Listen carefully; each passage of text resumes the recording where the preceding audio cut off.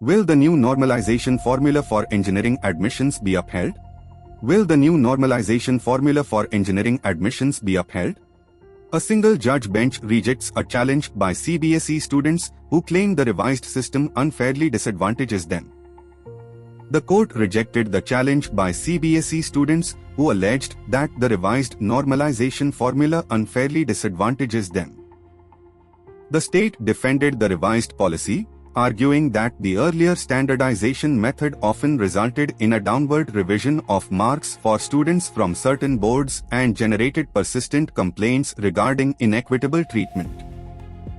An internal committee comprising the Commissioner for Entrance Examinations, the Director of Technical Education, and the Director of SCERT reviewed the existing system and recommended adoption of the Tamil Nadu-style normalization method. Minor errors can also arise while introducing a new scheme. At times, the errors would become visible or identifiable only after it is put to test. Kerala High Court. The Kerala High Court has upheld the state government's revised normalization formula for engineering admissions under the Prospectus for Admission to Professional Degree Courses, 2026, rejecting a challenge by CBSE students who alleged that the new methodology unfairly disadvantages candidates from their board. The petitioners, students from the CBSE board aspiring for engineering admissions in Kerala, challenged the 2026 prospectus, arguing that the state arbitrarily replaced the standardization system used since 2012 for CBSE, ICSE and Kerala State Board students with a new normalization formula that allegedly disadvantaged CBSE candidates and was introduced without any scientific study or expert recommendation.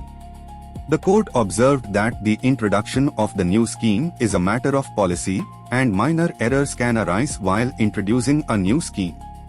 The petitioners failed to establish any arbitrariness, fides, or constitutional infirmity in the new system. Advocate T.S.